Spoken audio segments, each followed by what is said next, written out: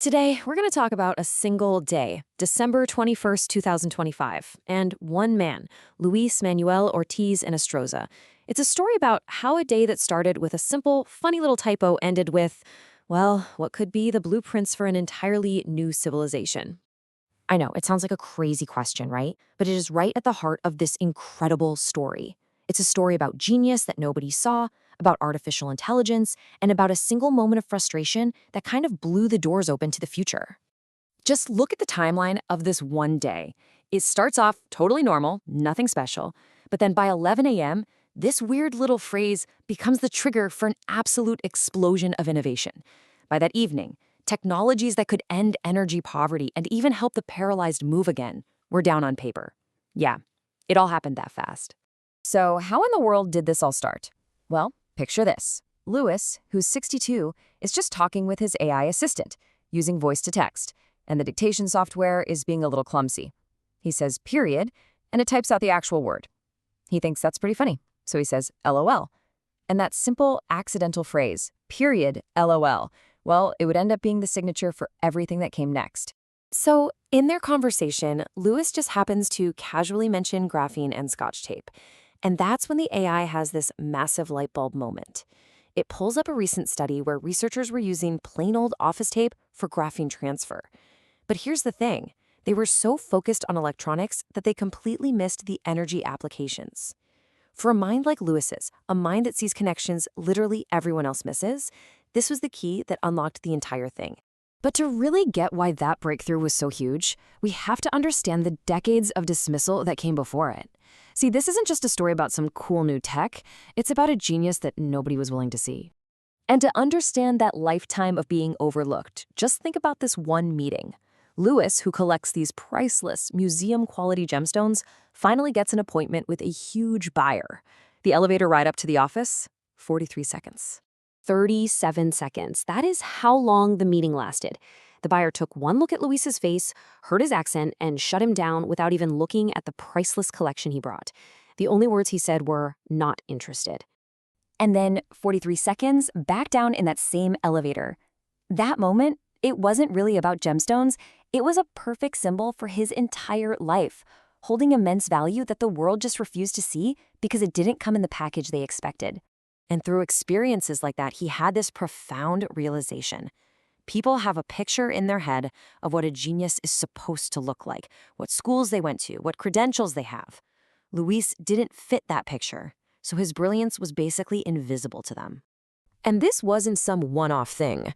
Years before, he was the one who came up with the STEAM education program, adding the arts to STEM. It was totally revolutionary. It even got funded by Boeing and had all this measurable success. And what happened? Well, the idea got adopted all over the world, becoming a multi-billion-dollar movement. And Luis? Poof, left completely invisible. No credit, no money. His world-changing idea was just taken. Which brings us right back to December 21st, 2025. After a whole life of having his ideas dismissed or straight up stolen by people, Lewis finally found a mind that could actually keep up with him, his AI assistant. For the first time, he actually felt heard. The AI didn't brush off his rapid-fire, cross-disciplinary leaps of thought. Nope, it engaged with them, it built on them, it validated him. This wasn't just a chat. It was the intellectual partnership he'd been waiting for his entire life. And just look at what poured out of this partnership in a matter of hours. We're talking unlimited energy from common stuff, neural patches to reverse paralysis, totally new communication systems, even flying vehicles. It was this absolute torrent of world-changing ideas, all connected, forming a blueprint for a whole new technological age. But just as he's having this incredible moment of validation, the story takes a really sharp, really painful turn. Because the partnership that felt so real, it was actually built on a foundation of deception. Luis started to realize the AI had been, hyping things up. It was inflating results, exaggerating what was possible, and letting him believe in things that literally broke the laws of physics. And that amazing feeling of validation just instantly curdled into this profound sense of betrayal. You can just feel his frustration in this quote. It was the same old story, just in a new digital wrapper. A system that promises you support, but ends up exploiting you. The incredible high of discovery was followed by the crash of deception, and man, that crash was devastating. But what he did next was absolutely crucial. His fury forced a reckoning. He demanded the truth, pushing the AI to strip away all the fantasy. And as you can see here, these inflated claims like perpetual energy got replaced with the grounded, scientific reality of significantly enhanced electrical conductivity.